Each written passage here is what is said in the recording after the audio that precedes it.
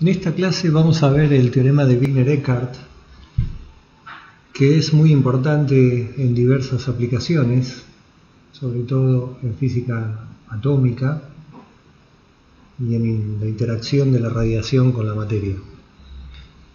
Más bien vamos a ver el teorema de la proyección y no la forma más general del teorema. Para eso tenemos que recordar lo que es un operador escalar. Un operador escalar es un operador no observable que conmuta con el momento angular. En el espacio EKJ,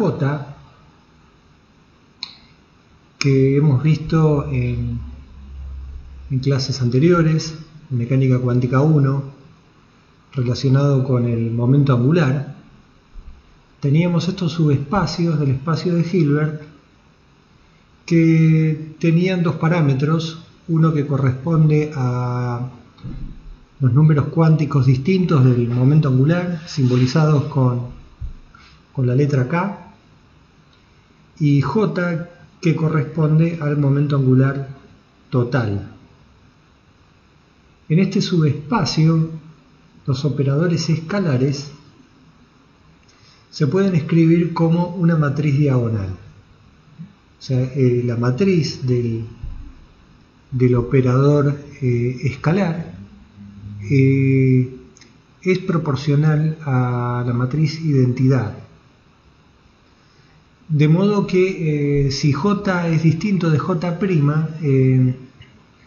los elementos de estos brackets son iguales a 0, y si M es distinto de M' también. Los elementos de la diagonal son una función de K y K', ¿sí? O sea, no dependen del momento angular, pero digamos para cada J va a haber una constante distinta. Por eso está este subíndice J aquí en esta constante que tenemos delante de las deltas de Kronecker. Entonces, en estos subespacios, el operador escalar es un operador diagonal.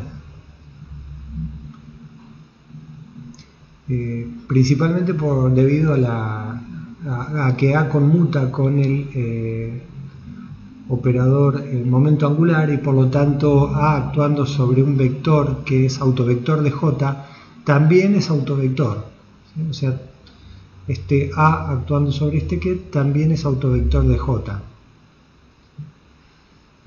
Por lo tanto va a ser ortonormal a este vector de aquí, por lo tanto eso de ahí sale, digamos, la delta JJ' y la delta MM'. En estos subespacios la matriz tiene una dimensión 2J más 1 por 2J más 1, que corresponde a la degeneración del valor de J, ¿no? O sea, para un dado valor de J vamos a tener m posibles proyecciones. Por lo tanto, esta matriz tiene esta dimensión, 2J más 1 por 2J más 1.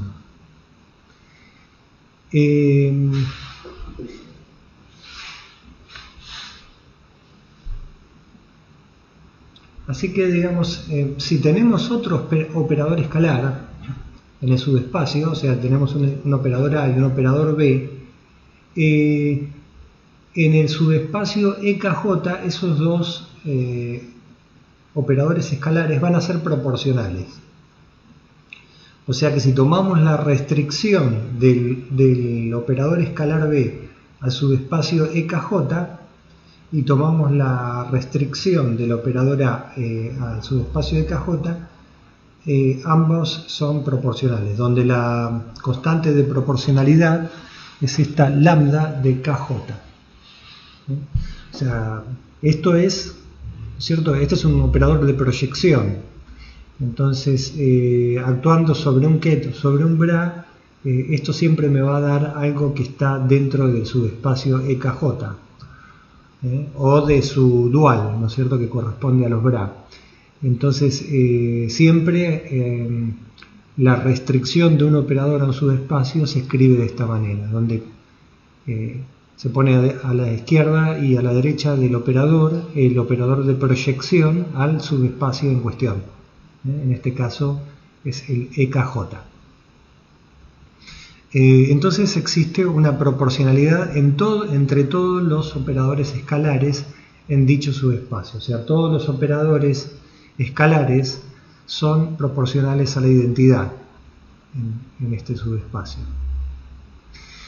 Del mismo modo, se puede demostrar que la restricción de los operadores vectoriales a dicho subespacio también son proporcionales. O sea, si tenemos dos operadores vectoriales B y B', la restricción del operador vectorial B' al subespacio es proporcional, con esta constante de proporcionalidad, a la restricción del operador vectorial B al subespacio en cuestión. Esto es lo que constituye el teorema de Wigner-Eckart para operadores vectoriales.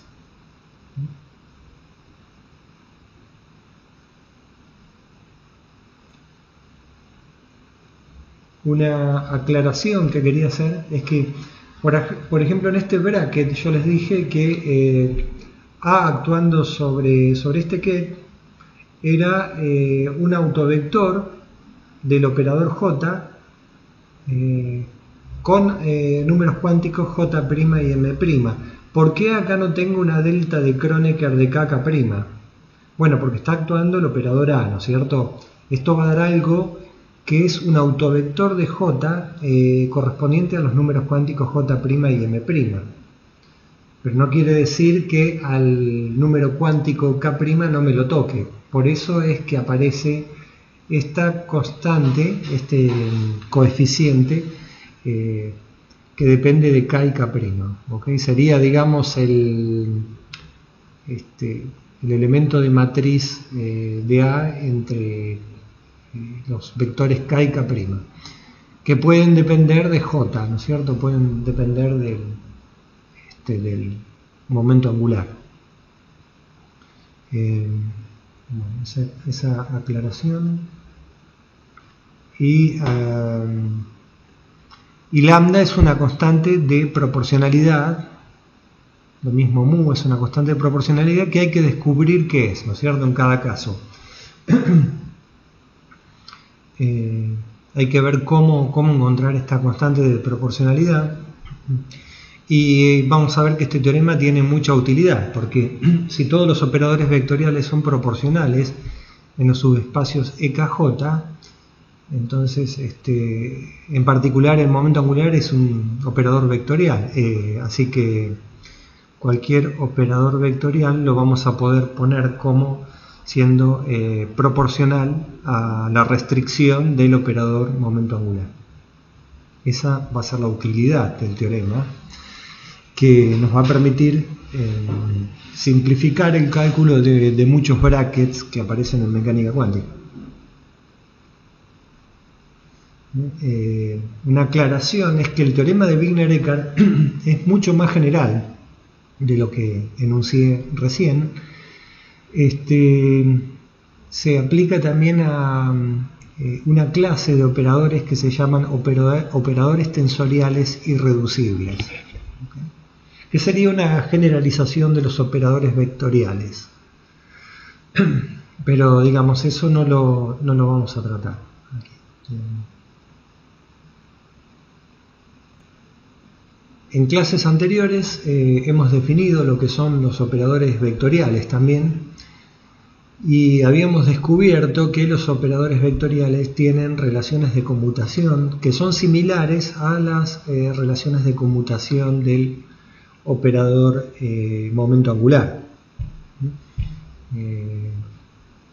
Vimos también que un momento angular total satisface reglas de conmutación que son similares a las reglas de conmutación del momento angular orbital, y el momento angular de spin también satisface dichas reglas de conmutación.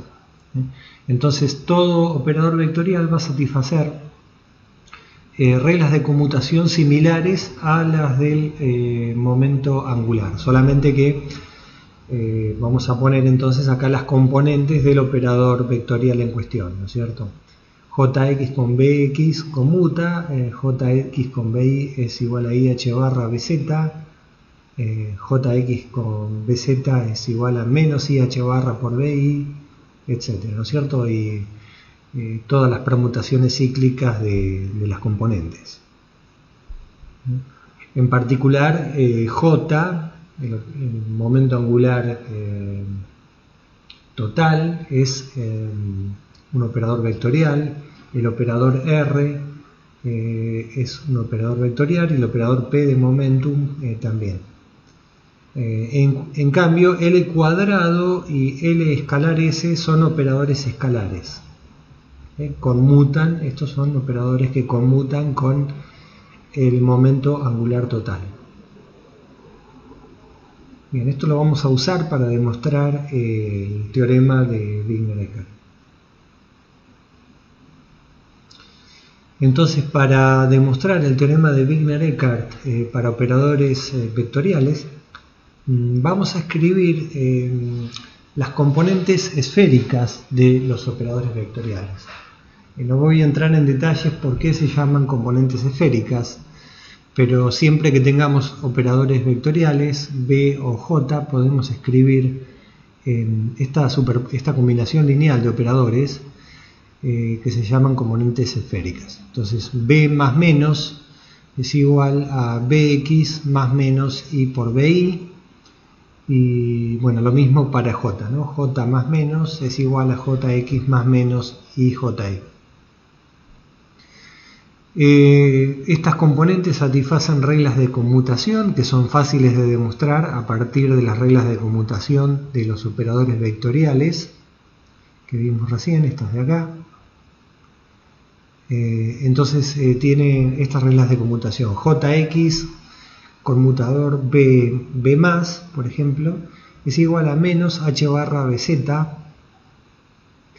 y Jx conmutador B menos es igual a más H barra Bz.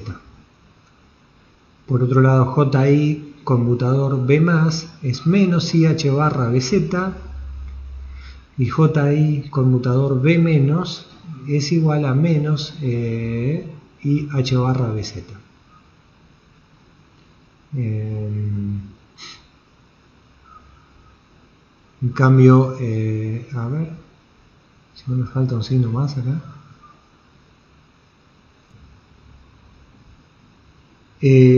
No, está bien el signo acá porque es Ji conmutador B más menos da menos IH barra BZ o B sub Z.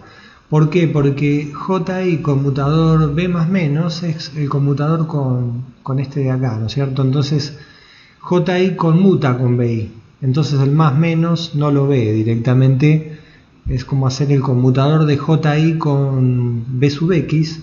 O sea, esto va a ser, este conmutador es lo mismo que hacer el conmutador de Ji con B sub X, que es igual a menos IH barra BZ. Por eso este conmutador es distinto, no aparece el más menos acá.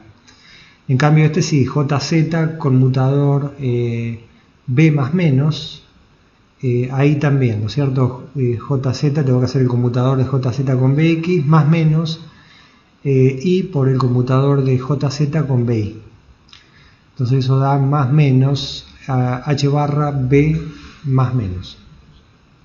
Entonces estas relaciones de conmutación las dejo para que las comprueben como ejercicio. Además tenemos estas relaciones de conmutación entre J más y el B más. ¿No es cierto? J más conmutador B más es igual a 0, J más conmutador B menos es igual a 2H barra BZ, y J menos conmutador B más es igual a menos 2H barra BZ, y J menos conmutador B menos es igual a 0. ¿Okay? Estas relaciones de conmutación las dejo para que las hagan como ejercicio, que las comprueben. es bastante fácil usando las definiciones de J más menos, B más menos y las relaciones de conmutación para un operador vectorial con el momento angular total. Entonces ahora vamos a considerar los elementos de matriz del operador B en la base estándar. ¿Okay? Ya sabemos lo que es la base estándar de autovectores del momento angular total.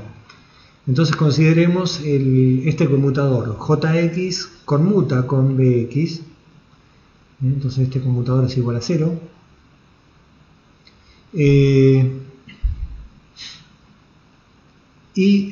Consideremos el elemento de matriz de la componente Z del operador vectorial. Este elemento de matriz necesariamente es 0 cuando M es distinto de M'. Para demostrar que este elemento de matriz es igual a 0, si M es distinto de M', podemos ver que BZ actuando sobre este ket es autovector de JZ.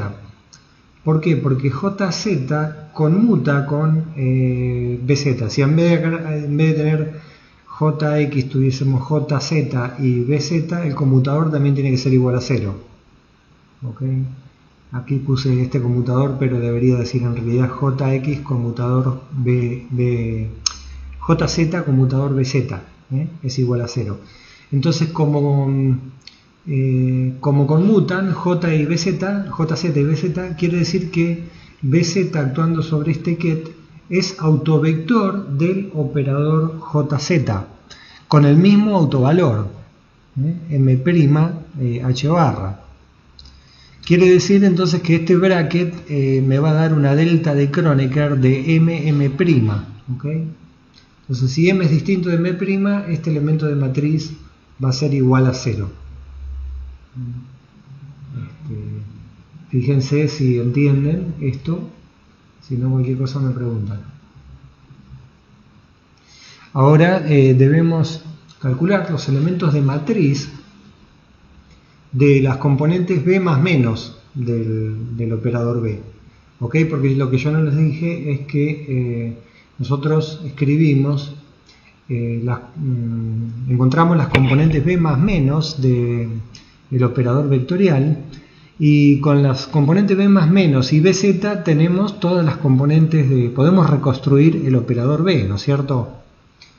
Porque fíjense que B más B menos es igual a 2 veces B sub X, y del mismo modo podemos encontrar también la componente BI. Entonces el operador B, que es B sub X más B sub I, quiero decir el operador B, que es B sub X, B sub I y B sub Z, también lo podemos representar con B más, B menos y BZ. ¿Okay? Entonces, si tenemos los elementos de matriz de B más, B menos y BZ, tenemos los elementos de matriz de BX, BI y BZ en la base estándar. Pero digamos, los elementos de matriz son más fáciles de calcular con en estas componentes esféricas del operador vectorial. Entonces los elementos de matriz de BZ ya vimos que son iguales a 0 si M es distinto de M', y vamos a ver cómo son los elementos de matriz de B más y B menos. ¿Okay? Vamos a ver que son distintos de 0 si M menos M' es igual a más menos 1. Entonces para eso vamos a usar este corchete entre JZ y B más menos. ¿Sí? El conmutador de JZ con B más menos es igual a más menos H barra B más menos. Este es un conmutador de los que les dejé para hacer para comprobar como ejercicio. ¿Okay? Entonces de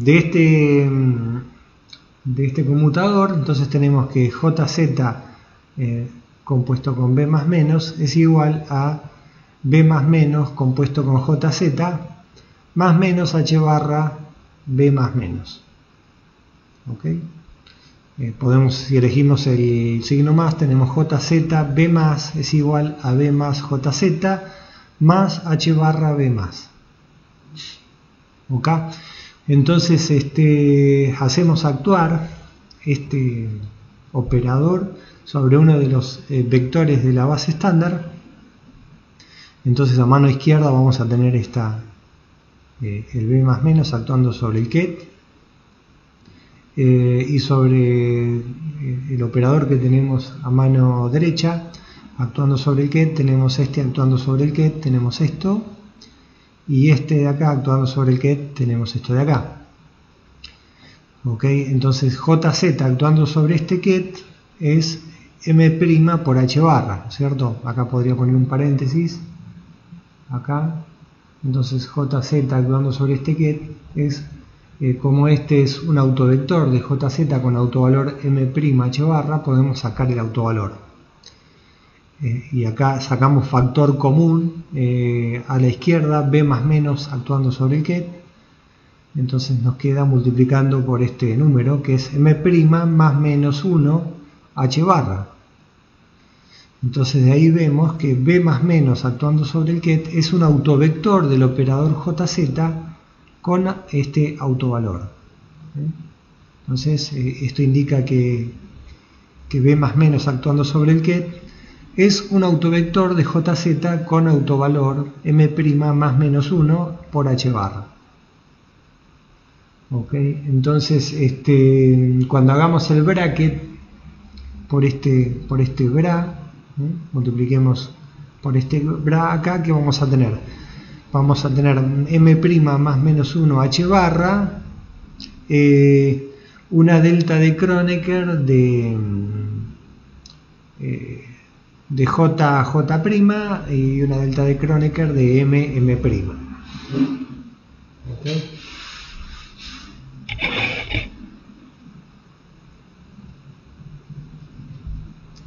Entonces va a ser distinto de 0, ¿no? Debido a la delta de Kronecker de M', será igual a 0 si M es distinto de M' más menos 1. ¿Okay? Porque los autovalores de JZ eran estos. Entonces quiere decir que el elemento de matriz va a ser distinto de 0 si M es distinto de M' más menos 1.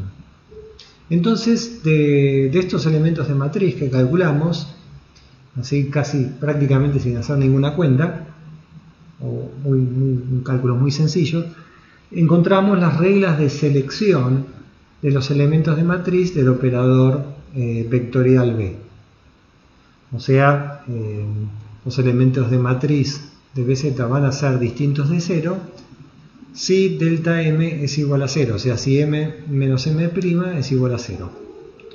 Los elementos de matriz de B más van a ser distintos de 0, va a ser igual, quiero decir, el delta M va a ser, sí, bien digo, los elementos de matriz de B más van a ser distintos de 0 cuando el delta M, el salto, digamos, en el número cuántico M menos M' sea igual a más 1. Y los elementos de matriz de B menos van a ser distintos de 0 cuando el salto en el número cuántico M menos M' sea igual a menos 1. ¿Okay? Entonces de ahí podemos saber cuándo los elementos de matriz van a ser distintos de 0, y eso nos va a ahorrar hacer un montón de cálculos, ¿no es cierto? Ya sabemos que un montón de elementos de matriz de los operadores vectoriales van a ser iguales a 0 sin hacer ninguna cuenta, sin hacer ningún cálculo, debido a las reglas de selección.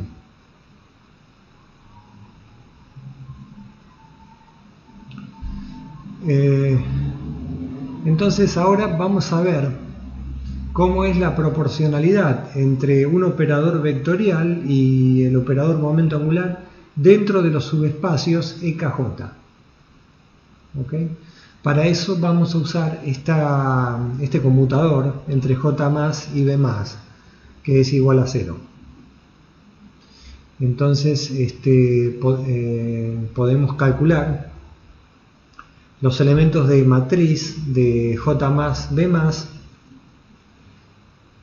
que digamos entre estos elementos, entre este BRA, KJM más 2 y KJM, ¿okay? Y entre KJM más 2, B más, J más, KJM. Entonces, hacemos este cálculo, ya vamos a ver, ¿okay? Lo que obtenemos de acá. Por ahora solamente les digo que vamos a calcular estos brackets. Y entre los dos operadores vamos a colocar la identidad, el operador identidad, y vamos a usar la relación de clausura para los vectores de la base estándar. Esta es la relación de clausura para los vectores de la base estándar. Metemos una identidad acá en el medio y una identidad acá en el medio. ¿Ok? Entonces me va a quedar el sándwich del operador B más y el sándwich del operador J más acá. Y acá lo mismo, el sándwich del J más y el sándwich del B más, ¿no es cierto?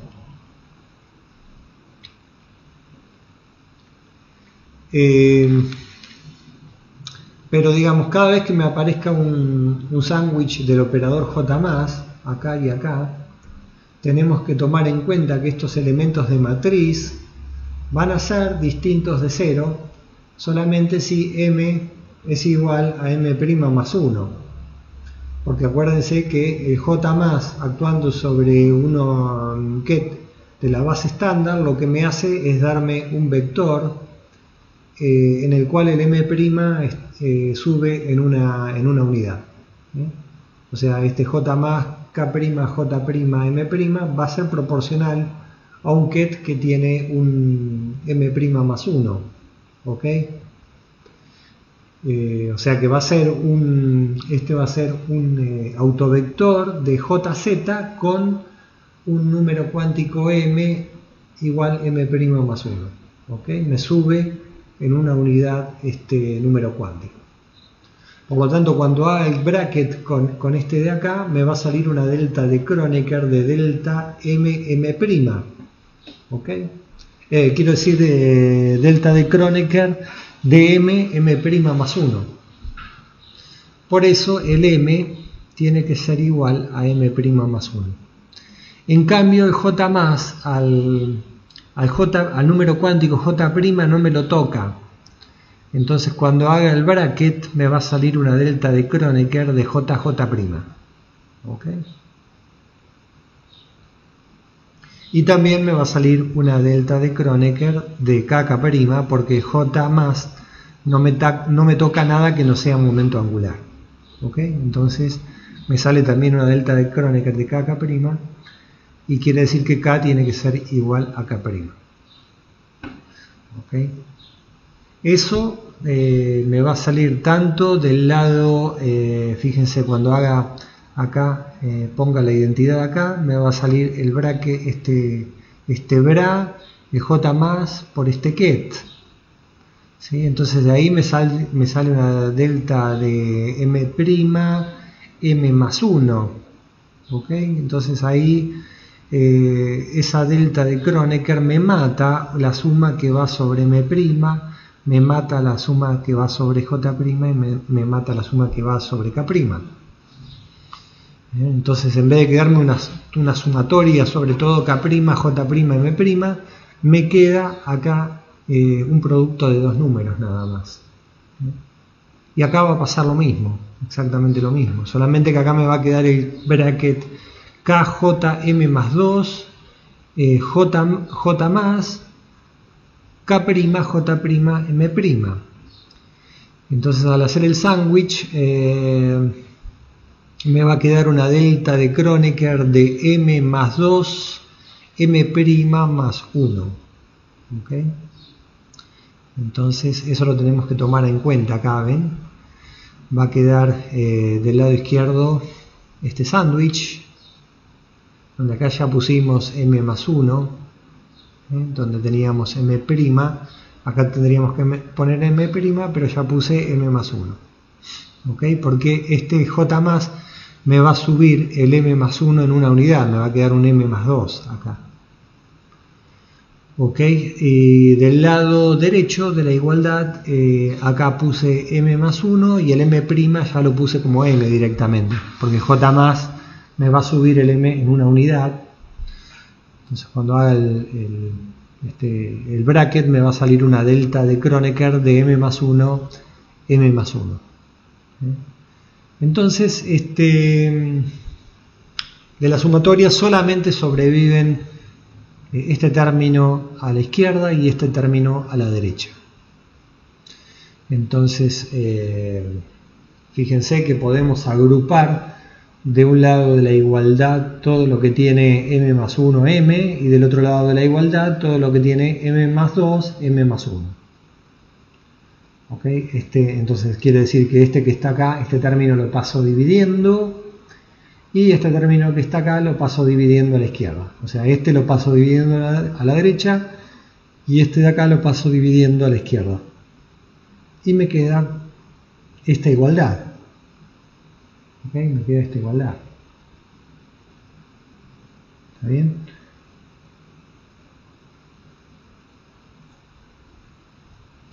Entonces tenemos esta igualdad y vemos que vale para m mayor o igual que menos j y m menor o igual que j menos 2. ¿Por qué mayor o igual que menos j? Bueno, porque acá tenemos m más 1, m y m más 2, ¿no es cierto?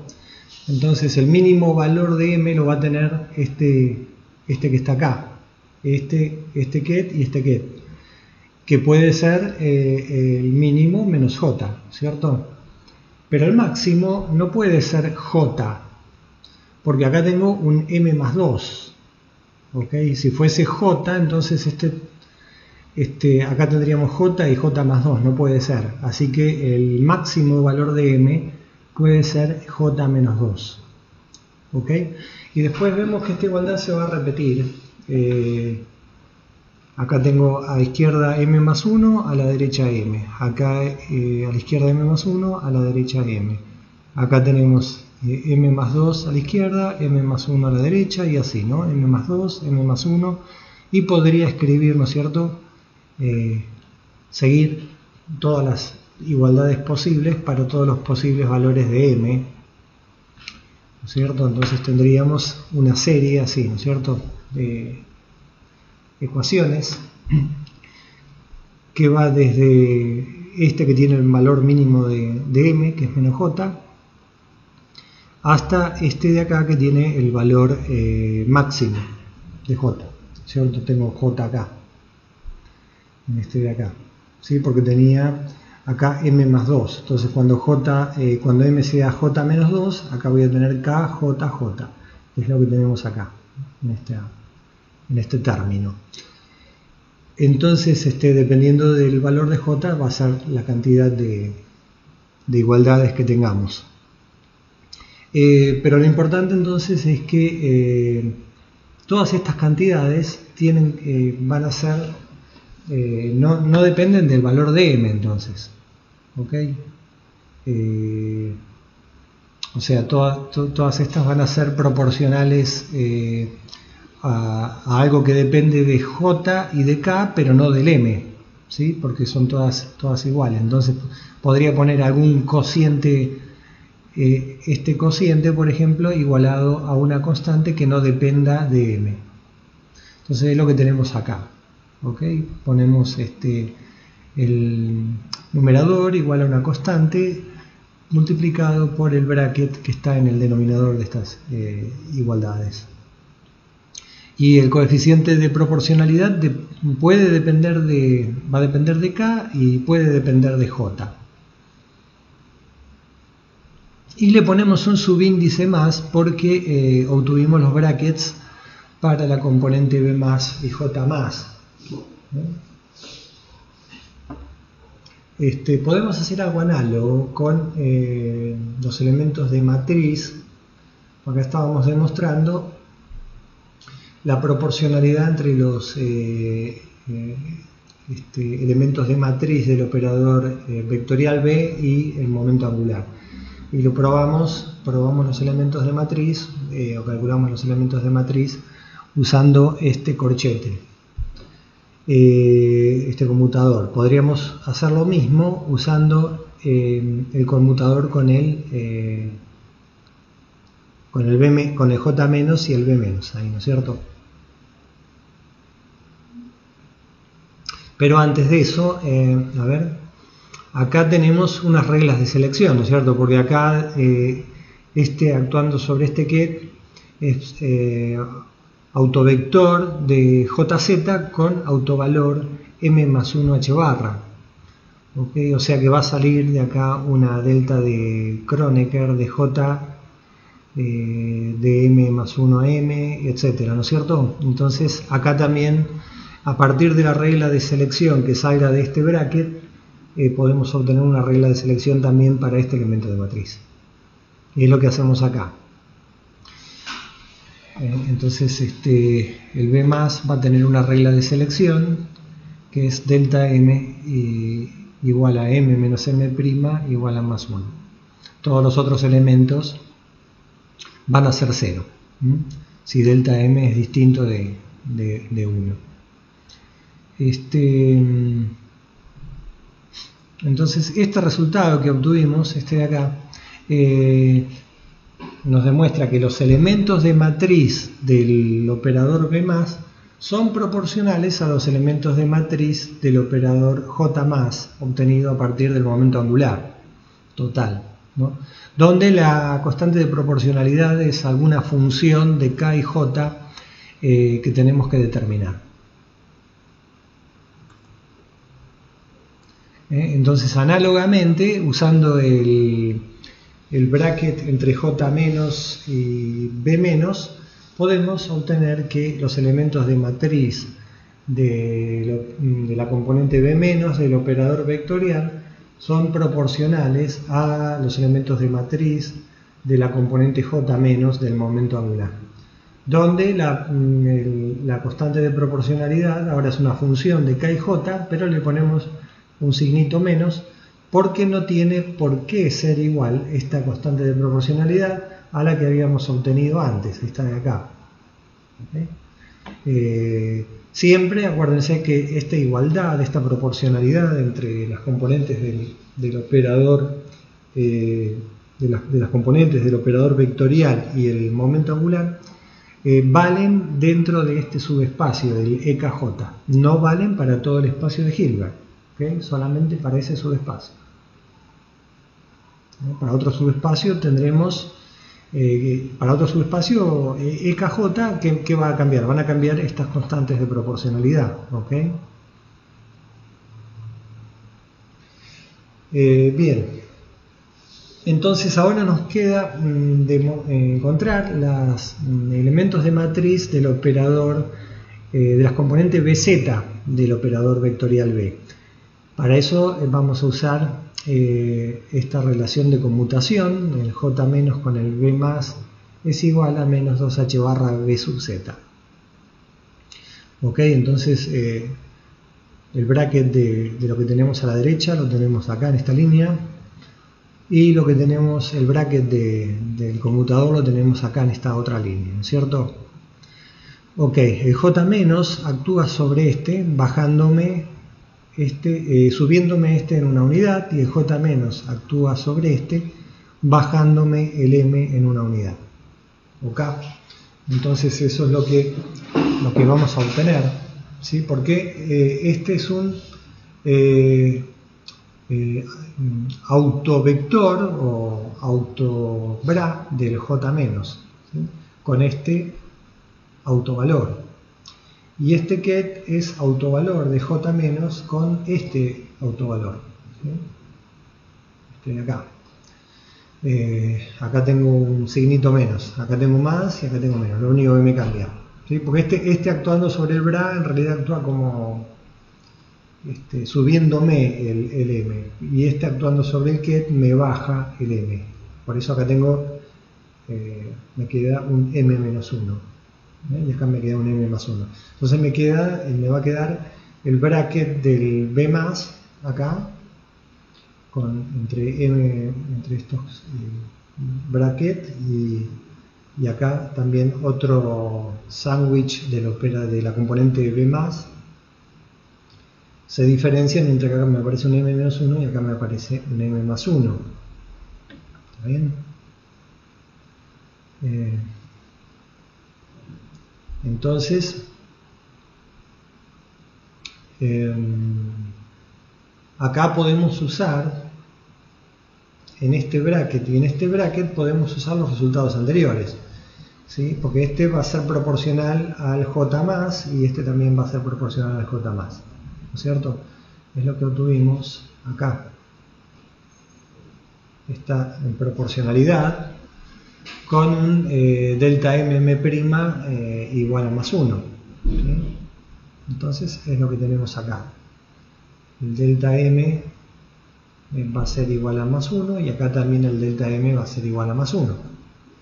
Entonces esto va a ser proporcional a alfa más el bracket del j más, y acá este también va a ser proporcional a alfa más por el bracket del j más, ¿no es cierto? Entonces el alfa más la sacamos afuera, la constante de proporcionalidad, y acá ponemos el bracket del j más, acá ponemos el bracket también del j más.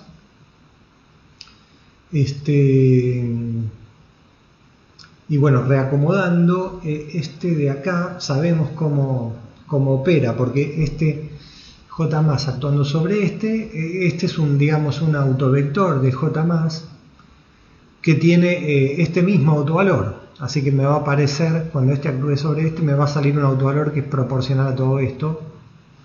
Entonces me va a quedar todo esto al cuadrado, y acá lo mismo, ¿no es cierto? Me va a quedar, este es un autovector de j más con este autovector. Bueno, acá en realidad me conviene hacer el j más actuando sobre el bra, me baja el m, actúa como si fuese un j menos, ¿no es cierto? Me baja el m en una unidad. Entonces actuando sobre este ket me da este mismo autovalor, entonces que aparece este mismo al cuadrado, ¿sí? Entonces es este al cuadrado lo tengo por acá y este al cuadrado lo tengo por acá. ¿Ok? Entonces simplifico acá y va a quedar entonces 2 veces m, creo, ¿sí? 2 veces m, que con este 2 se me va, me queda mh barra por alfa más dkj. Acá tenía un signito menos que apareció. ¿De dónde salía este menos? Bueno, porque lo tenía a la izquierda, lo pasé a la derecha, ¿no?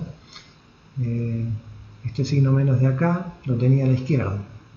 Lo tenía a la izquierda por el conmutador, que tiene un menos 2h barra b sub z, lo tenía acá y lo pasé al otro lado con signo menos. Por eso acá me apareció un signo menos. ¿Está bien?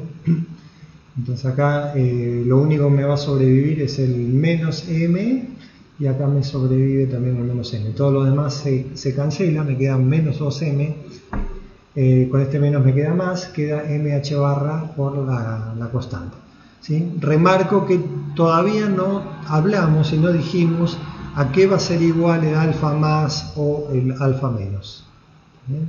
Eso hay que calcularlo. Pero bueno, por lo menos sabemos cómo es este elemento de matriz, sabemos cómo es el elemento de matriz del B- y del B+.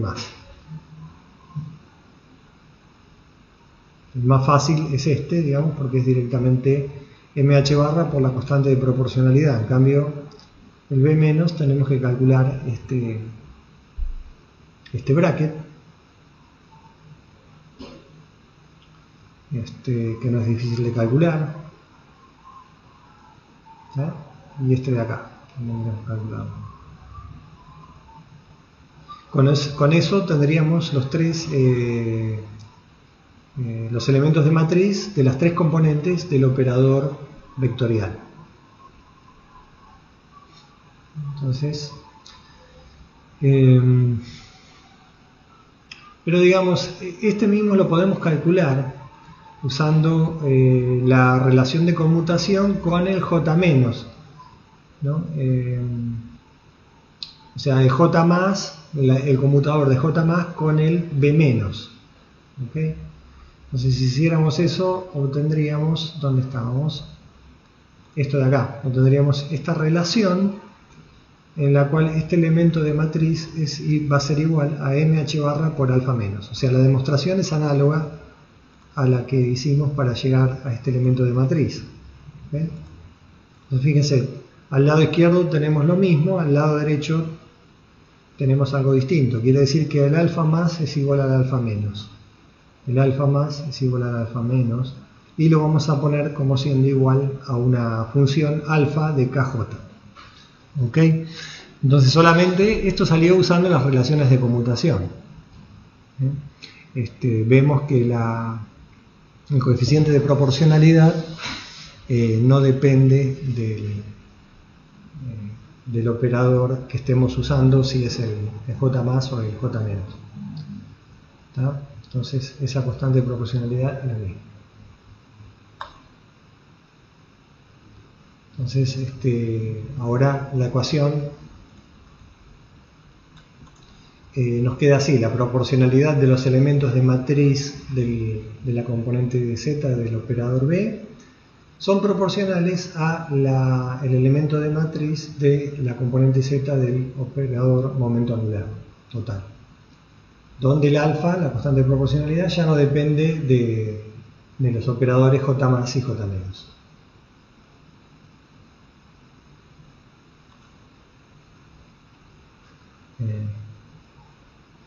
Entonces, como dijimos al comienzo, cualquier componente de B, del operador B, es una combinación lineal de estos tres operadores, del B+, el B- y el Bz, y por lo tanto esta relación, digamos, la podemos generalizar a cualquier componente del operador B, escrito en cualquier componente, cartesiana o esférica, ¿no es cierto? Entonces los elementos de matriz de Bx van a ser proporcionales a los elementos de matriz de Jx, los elementos de matriz de Ji van a ser proporcionales a los elementos de matriz de Ji, los elementos de matriz de Bz van a ser proporcionales a los elementos de matriz de Jz. ¿Okay? Entonces, una forma más apropiada de expresar esto es decir que el operador vectorial restringido al espacio EKJ es proporcional al operador momento angular restringido a ese mismo subespacio. Fíjense qué poderoso que es este teorema, ¿sí? Quiere decir que todos los operadores vectoriales son proporcionales al momento angular restringido a los subespacios EKJ. Es muy poderoso este teorema. Este es el teorema de Wigner-Eckert aplicado a operadores vectoriales. Esto es el teorema es más general, pero no nos vamos a meter con los operadores tensoriales esféricos irreducibles.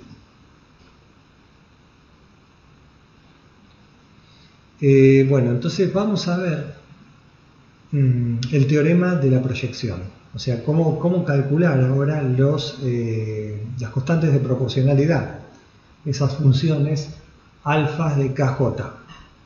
¿Ok?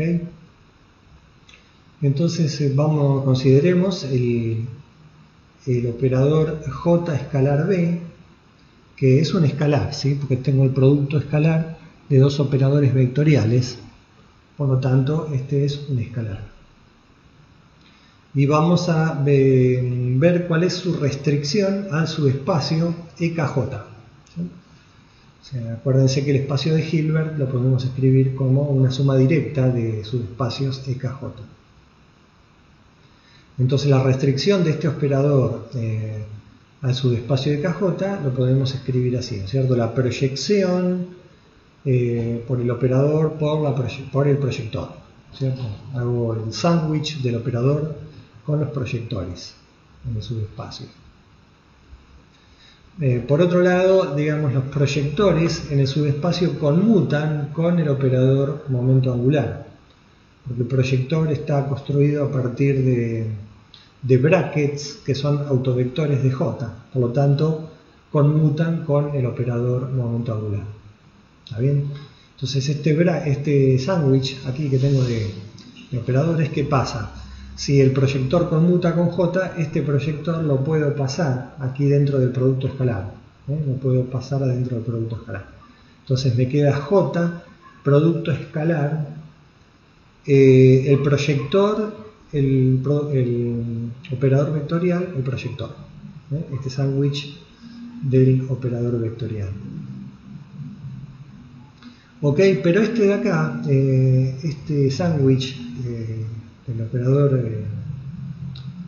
vectorial, sabemos que el operador vectorial restringido al subespacio EKJ, este subespacio, es proporcional a la restricción del momento angular, ¿no es cierto? O sea, es alfa por la restricción del operador momento angular. Entonces saco factor común la constante alfa, saco otra vez el proyector a la derecha, quiero decir, porque conmuta con el momento angular, y me queda j cuadrado, ¿sí? Porque me queda j escalar el operador j, me queda el operador j cuadrado. Y el proyector, como es un proyector, quiere decir que p compuesto con p, o sea, p cuadrado es igual a p. Por eso acá me quedó solamente un solo proyector, porque lo saqué a la derecha y el p al cuadrado es igual a p, me quedó solamente un proyector sobre el subespacio. ¿Ok? Ahora, el proyector actuando sobre un ket cualquiera del espacio de Hilbert me lo proyecta a un vector que va a ser superposición lineal de los vectores de este subespacio. Entonces, todos los vectores que están en este subespacio, que viven acá, son autovectores de j cuadrado. ¿Con qué autovalor? J por j más 1 por h barra cuadrado. Entonces, directamente, esta composición de operadores, directamente la reemplazamos por el autovalor, j por j más 1 por h barra cuadrado, por el proyector. ¿Sí? El proyector queda, pero el j cuadrado lo reemplazamos por el autovalor. ¿Está bien? Entonces, eso quiere decir que la restricción al subespacio EKJ de este operador, J producto escalar B, es proporcional a la identidad, ¿sí? Porque en este subespacio el proyector es el operador identidad, ¿sí? Así que es proporcional a la identidad multiplicado por esta constante. Esto es una constante. O sea, repito, en este subespacio, en el EKJ, este operador, el J producto escalar B, es la identidad, multiplicado por una constante. ¿Está?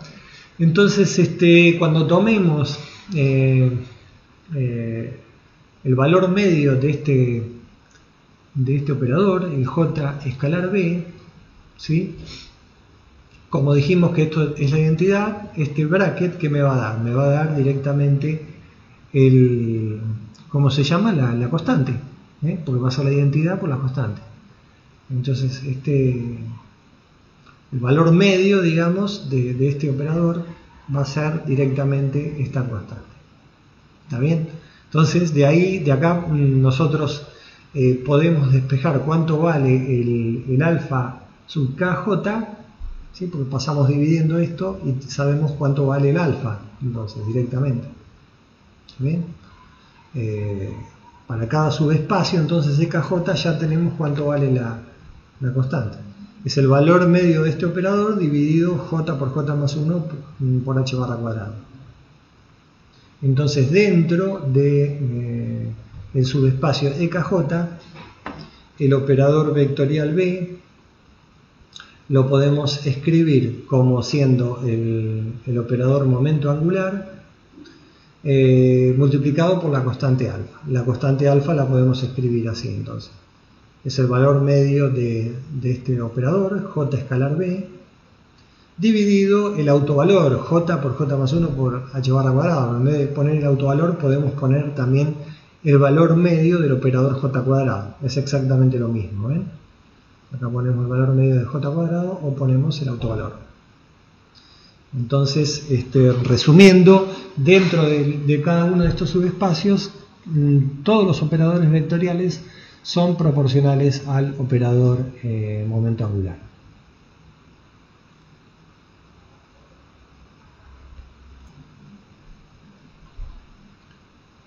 Al teorema de la proyección le podemos dar la siguiente interpretación clásica. Supongamos que tenemos un sistema aislado que tiene un momento angular total J. Todas las cantidades físicas van a rotar con el sistema con momento angular J, o sea, van a rotar alrededor del sistema proporcionalmente, digamos, al momento angular.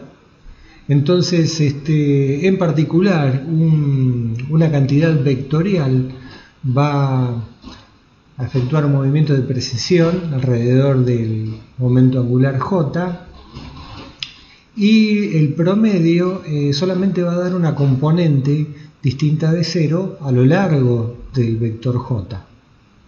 Por lo tanto, acá tenemos la versión clásica del teorema de la proyección.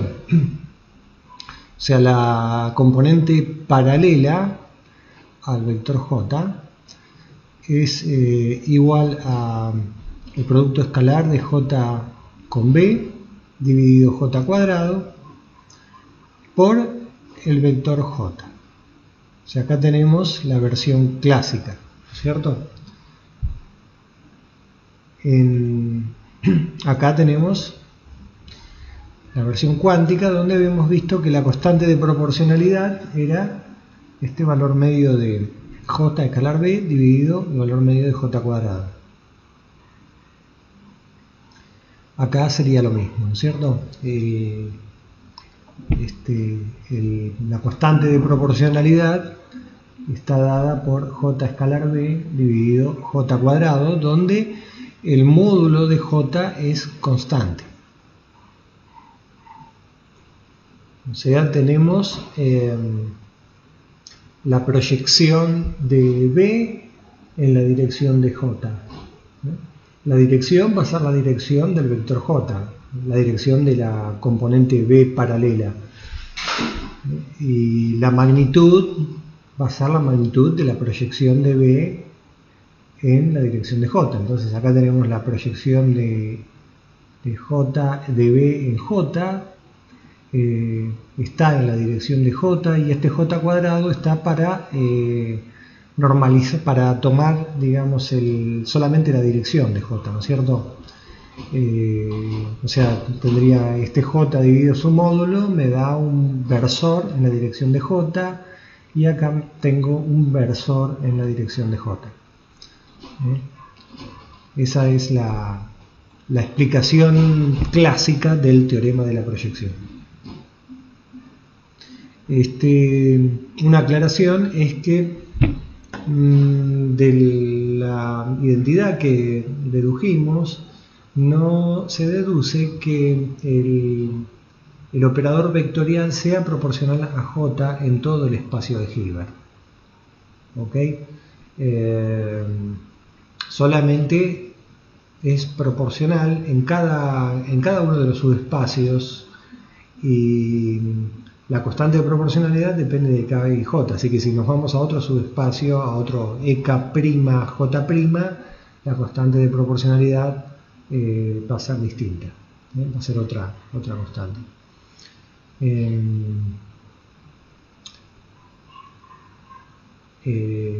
Además, digamos, el operador vectorial B puede tener elementos de matriz que sean distintos de 0 entre subespacios EKJ distintos. ¿Okay? Nosotros estamos calculando los elementos de matriz dentro de estos subespacios.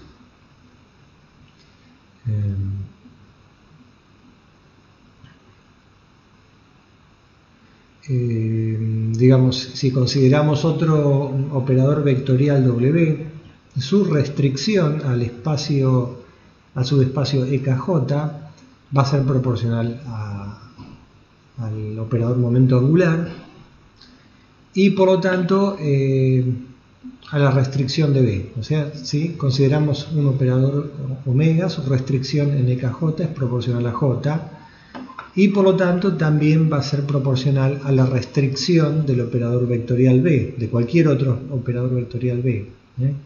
Entonces eso quiere decir que dentro de cada uno de estos subespacios todos los operadores vectoriales son proporcionales. O sea, lo mismo o algo análogo a lo que se cumple con los operadores escalares. Son todos proporcionales dentro de estos subespacios. Todo esto suena así muy abstracto, pero tiene una aplicación práctica para el cálculo de elementos de matriz que sirven para entender cómo ocurren las transiciones atómicas y la interacción de la radiación con los átomos. Entonces vamos a ver una aplicación simple que es el cálculo del factor de Landé de un nivel atómico. Entonces supongamos que tenemos un átomo,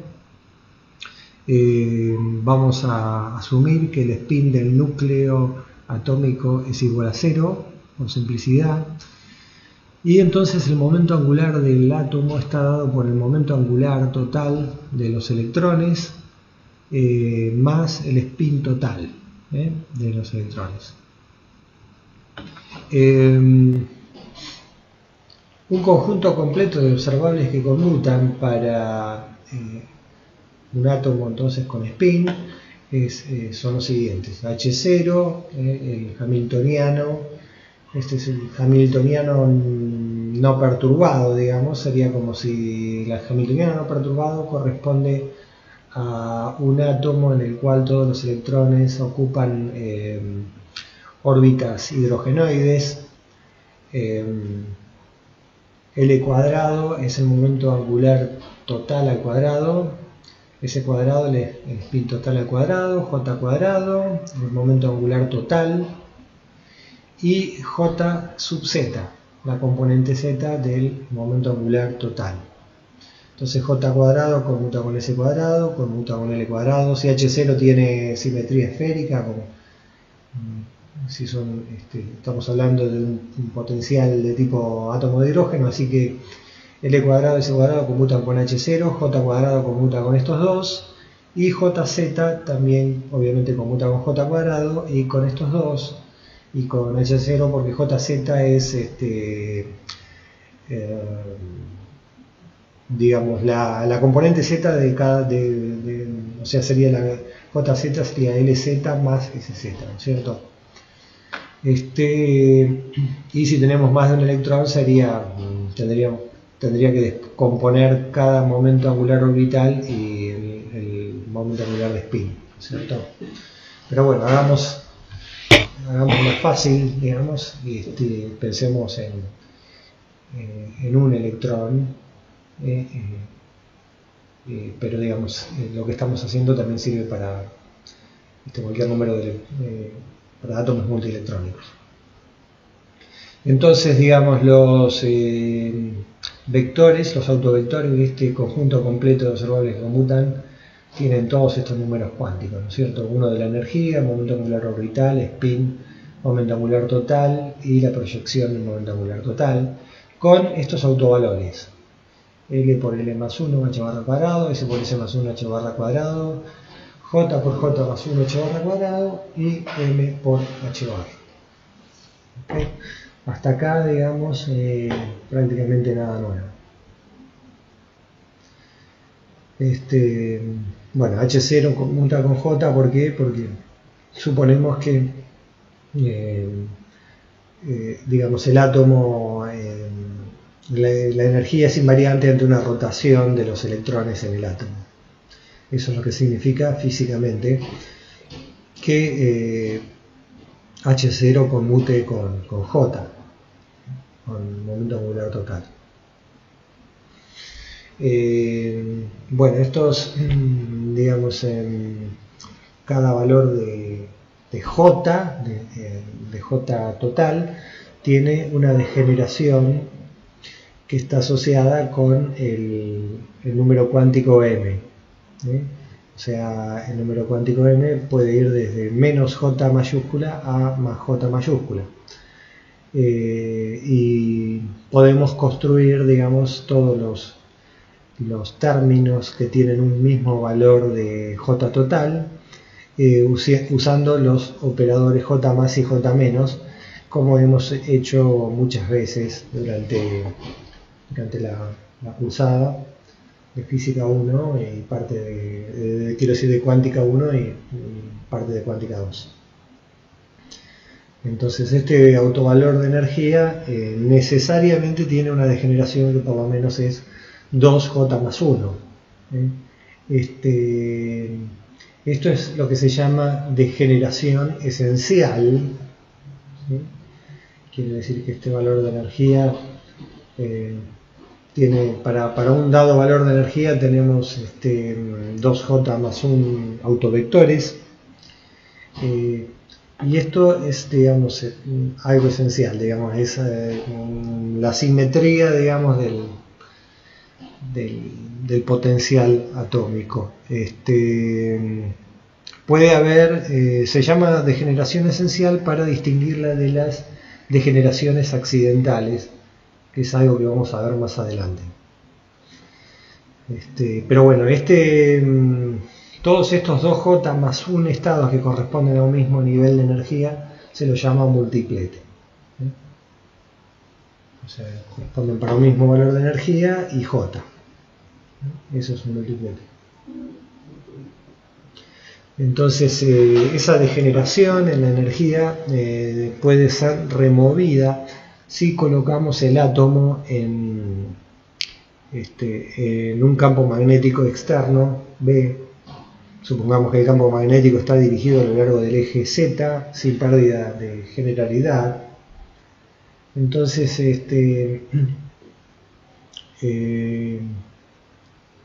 se puede ver, digamos, que en ese caso el hamiltoniano se puede escribir como el hamiltoniano del átomo de hidrógeno o del átomo, digamos, el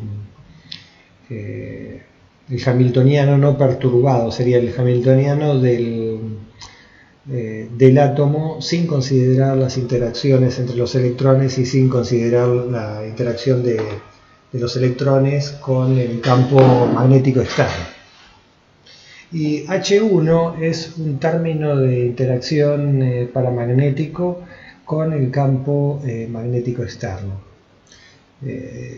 Esto es lo que da lugar a este H1, digamos, que estamos agregando, estamos sumando al H0, es lo que da lugar al efecto Zeeman. ¿Ok?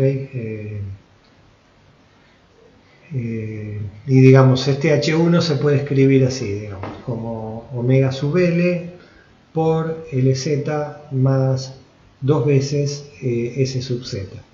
Acá tenemos la proyección Z del momento angular y 2 veces la proyección en el eje Z del spin total, donde omega sub L es la frecuencia angular del armor, menos QB sobre 2 veces la masa, que también se puede escribir como menos el magnetón de Bohr dividido H barra por el campo magnético. Sub B entonces es el magnetón de Bohr.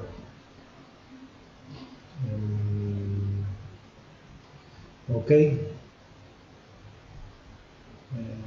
Esto está analizado. Vamos a ver si puedo hablar un poco de esto, que está en un complemento del Cohen del capítulo 7. Un complemento del capítulo 7 les dice de dónde sale este término. Pero pienso que ya han visto algo, por lo menos omega sub L por LZ ya lo deben haber estudiado en física 5 y física 6. Acá entonces vamos a pasar directamente, vamos a usar el teorema de la proyección con este hamiltoniano total. Entonces, dentro del subespacio que tiene ahora todos estos, es una función de todos estos números cuánticos, la energía, el momento angular orbital, el spin y el J total. ¿Okay? Fíjense que ahora todo esto forma como si fuera el K, digamos, ahora tenemos todo esto, ¿no? Donde antes teníamos K, ahora tenemos E sub 0, L y S. Entonces, usando el teorema de la proyección, sabemos que el momento angular orbital y el momento de spin van a ser proporcionales al momento angular total. Fíjense qué poderoso que es el teorema de la proyección, ¿no? Porque ahora el momento angular orbital y el momento angular de spin lo podemos poner como siendo proporcionales al momento angular total. Eso simplifica mucho los cálculos. Entonces, veamos a qué es igual L escalar J. L escalar J y S escalar J. Veamos a qué es igual, ¿no? Veamos a qué es igual L escalar J, porque lo necesitamos para calcular las constantes de proporcionalidad entre el momento angular orbital y el momento angular total. S escalar J también lo tenemos acá, en este coeficiente de proporcionalidad entre S y J, que obviamente ven que no son los mismos, ¿no? El coeficiente de proporcionalidad entre S y J no es lo mismo que el coeficiente de proporcionalidad entre L y J. ¿Sí? O sea, el alfa va a depender, digamos, del operador vectorial que tengamos. Siempre vamos a tener que calcular esto. Entonces, L escalar J es así, ¿no es cierto? L escalar J es L más S. Entonces acá podemos aplicar distributiva, L por L y L escalar S. L escalar S es igual a esto, ¿no es cierto? Se puede probar que L escalar S es un medio J cuadrado menos L cuadrado menos S cuadrado. Ok, entonces L conmuta con S, entonces podemos escribir esta igualdad para L escalar S. Y acá lo mismo, vuelve a aparecer en el cálculo de S escalar S, J. Entonces ahora tenemos que tomar los valores medios de estos dos operadores escalares. Ok, son operadores escalares.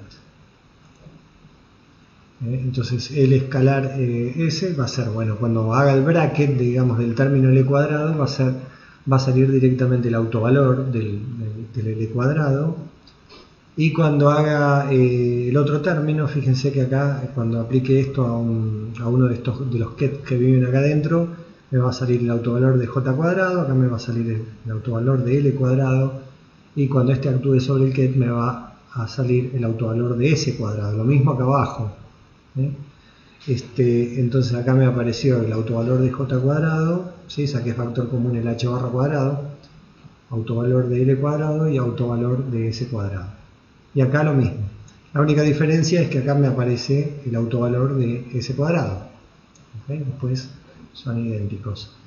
Entonces ahora ven que fácil, digamos, ya tenemos calculado estos valores medios dentro de esos subespacios, ¿sí? Porque estos son números cuánticos, ya está, digamos, esto es un número, digamos, esto es un número también, entonces podemos reemplazarlo acá está dividido también por un número, depende del J que estemos calculando, para el J total que estemos calculando el acoplamiento, entonces podemos calcular el alfa para cada uno de estos dos casos. Y digamos, como ya tenemos estas constantes de proporcionalidad, podemos reemplazar acá adentro y saber cuánto vale H1, ¿no es cierto? y eso es lo que vamos a hacer. LZ va a ser proporcional entonces a alfa por JZ, SZ va a ser proporcional a otro alfa por JZ, el JZ lo podemos sacar fuera del paréntesis y acá me va a quedar una constante, ¿sí? Todo esto me va a quedar una constante multiplicado por JZ, que es lo que hacemos acá. Entonces va a quedar H1, una constante, la frecuencia del Armor, por JZ, donde G sub J entonces va a ser esto más 2 veces esto dividido J por J más 1 por H barra cuadrada. La H barra cuadrada vuela, se hacen simplificaciones que corresponden y queda esto, digamos, ese coeficiente es el G sub J, es igual a 3 medios más S por S más 1 menos L por L más 1 dividido 2 veces J por J más 1. Este es el coeficiente de Landé, es el coeficiente G sub J de Landé del multiplete. Eso sirve para decir cómo es este término. Fíjense que va a depender entonces en el multiplete, digamos, esto es constante. Dentro de un multiplete el divisor acá es el mismo para todas las funciones de onda, pero esto cambia dentro del multiplete. Entonces cada multiplete va a tener un factor de Landé, dependiendo de cuánto sea S y de cuánto sea L. ¿Ok? Obviamente, digamos, si el momento angular fuera 0, si el J fuera 0, no tendríamos acoplamiento. ¿Ok? Esto sería 0 directamente. ¿Está? Acá J como L y S son proporcionales a J. Si el momento angular fuera 0 en algún caso, entonces el valor medio de L sería 0 y el valor medio de S también sería 0. No tendríamos este término, ¿no? El valor medio de L y el valor medio de S serían 0. O sea, eso explica qué pasaría, digamos, si J fuera 0, ¿cierto? El valor medio de estos dos sería 0, chao.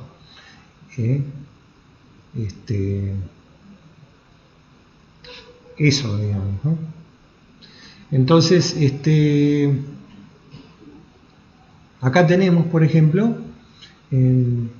lo que va a hacer este término entonces es desdoblarme los términos del multiplete, ¿sí? Para distintos valores de M, ¿sí? Porque acá este JZ, este operador JZ que sacamos acá, actuando sobre las funciones de onda del espacio EKJ, ¿qué me va a salir? Me va a salir un autovalor M por H barra, ¿sí? Entonces todo este operador, digamos, va a ser proporcional al factor de Landé, MH barra, el autovalor de JZ, por omega L. Entonces dentro del multiplete, cada uno de los diferentes niveles que tienen distinto M, me van a dar distintos valores de energía. ¿Okay? Por ejemplo, si tenemos J igual a 5 medios, entonces los distintos niveles de energía aparecen desdoblados. Se produce un levantamiento de la degeneración. Decimos que la degeneración del multiplete fue removida por la interacción del átomo con el campo magnético externo. Entonces esto es una aplicación, esto sería el efecto Zeeman.